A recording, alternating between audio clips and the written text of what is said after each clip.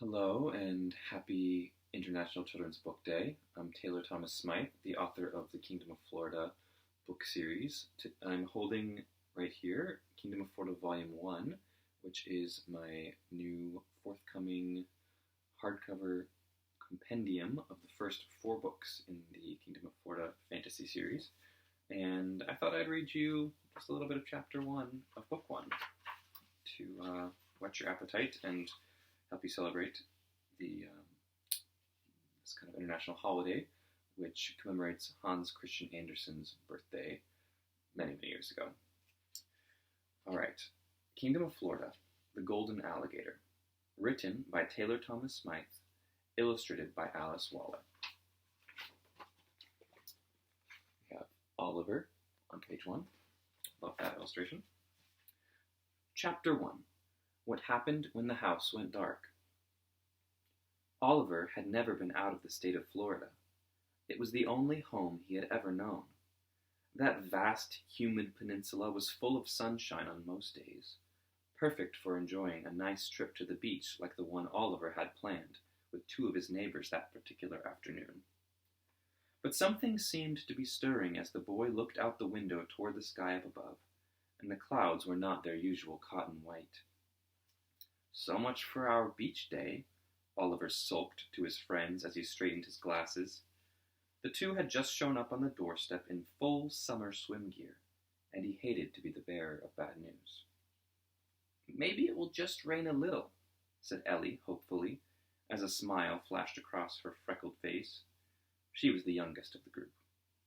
Her brother Ben, older by a year, chimed in. "It's summertime in Florida, Ellie. It'll be raining the whole afternoon." "Then maybe we can have a rain day instead," she said as she stuck out her hand to see if she could feel any drops. A cacophonous crack split through the air and sent the children scurrying into a frightened clump. Seconds later, the calming pitter-patter faded in as the waves of rain swept up their tree-lined street. "We'd better get inside," Ben said. "I'd rather not get struck by lightning." Oliver ushered his friends through the doorway and into the living room. It had a simple and utilitarian feel, with a pair of mismatched sofas, a leather recliner, a few framed photos, and some artwork from a thrift store. The house, made in the mid-century era, had small windows that let in minimal amounts of light in conjunction with the storm's present cloud cover. "Want to play a game?" Oliver asked as he moved toward a cabinet. "Sure," said Ellie, ever ready for an amusing experience. "Anything to pass the time," said Ben. "This storm's a bad one. There'll be no walking home until it's over." They only lived a few houses down, but Ben knew his parents would object to him endangering the life of his little sister to brave the rain and lightning. "What games have you got in there?" Digging through the haphazardly organized stack of board games, Oliver tugged delicately on a dusty container he recognized as Risk. "How about this one?" He pulled out the fading teal case with its barely readable red lettering. "It has lots of little pieces in different colors, and you try to make your color cover the whole map." As the oldest of the 3, Oliver was used to being the one to make up the rules to the many games in the cabinet. His willing subjects never suspected that their gameplay was primarily crafted by Oliver's improvisations. But then again, they were all somewhat impressionable, as Ben and Ellie could still count their ages on 2 hands. As the rain continued to dance down the glass of the front windows, Ellie grabbed the box, removed the lid, and spilled its contents over the rug in the center of the room. Tiny colored soldiers and cannons amassed on the fuzzy rug, which the children quickly began to push into separate piles. "Is your grandpa home?" Ben asked the game master. "He had to work today," replied Oliver. He was Oliver's caretaker, and the boy had lived with his grandfather since he was very young. Though he was old enough for his memory to begin fading, the man still worked at a bank to provide for his grandson, whom he often left at home alone. Oliver had always been a responsible and helpful child, and he delighted in the freedom that this solitude afforded him. "He'll be home around dinner time, I think." As they sat on the rug, the room became darker. The winds had picked up, and the rain on the windows now sounded more like 1,000 tiny fingers tapping Morse-coded messages in unison. A rumble of thunder rattled the windows and the lights flickered. Ellie looked scared. "Sometimes the power goes in and out when the storm is really bad," Oliver muttered. The lights flickered again.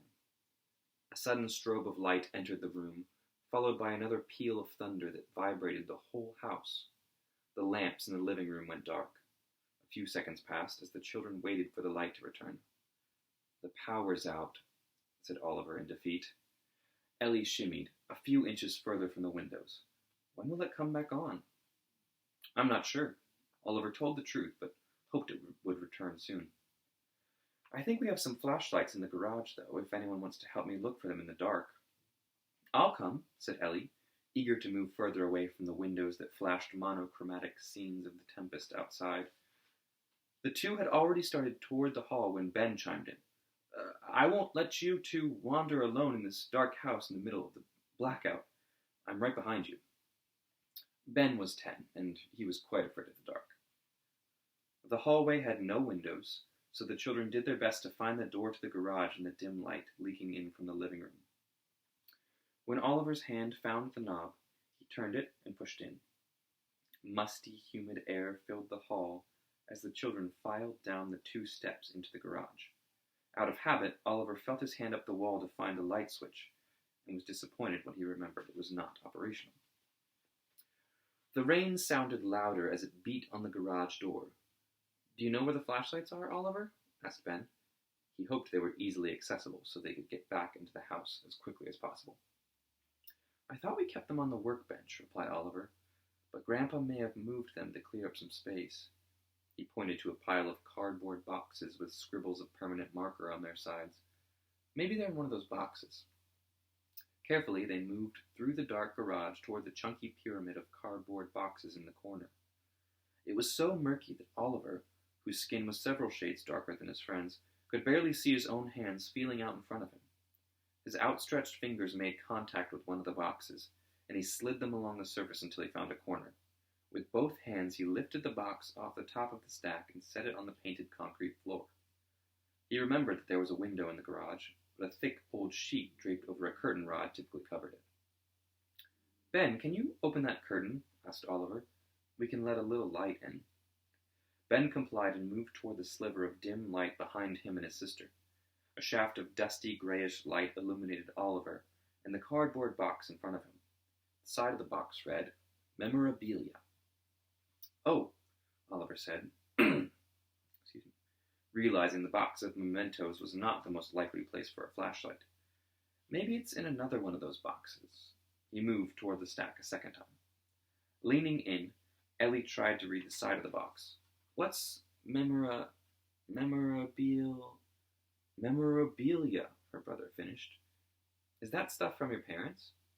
Curious, Ben reached down to open the top of the box. Oliver tried to read the sides of the other boxes as he responded to his neighbor's inquiry.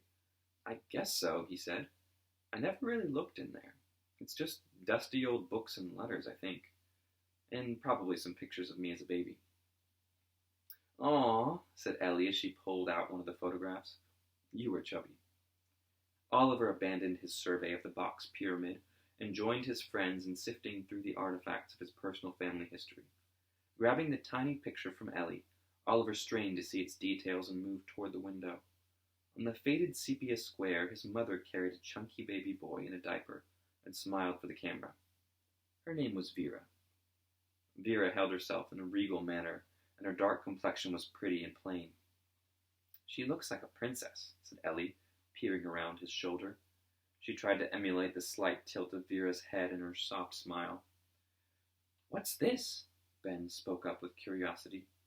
The others rushed over as he lifted a large, yellowed envelope from inside the trove of heirlooms and pulled what looked like thick, leathery paper out of it. Unfolding it, he could see lines, markings, and scribbles in a deep black ink. Smudges at the edges betrayed the slightest water damage on the otherwise pristine document. Realizing the object was upside down, Ben rotated it to get a more accurate view and stated in wonder to the other two, "It's a map." Da-da-da-da-da. Thus ends Chapter 1. Chapter 2 is called The Map. You can read it. I'll put the links in the description of this video if you want to either pre-order Volume 1, or you can order now the paperback or ebooks of the individual books within this volume.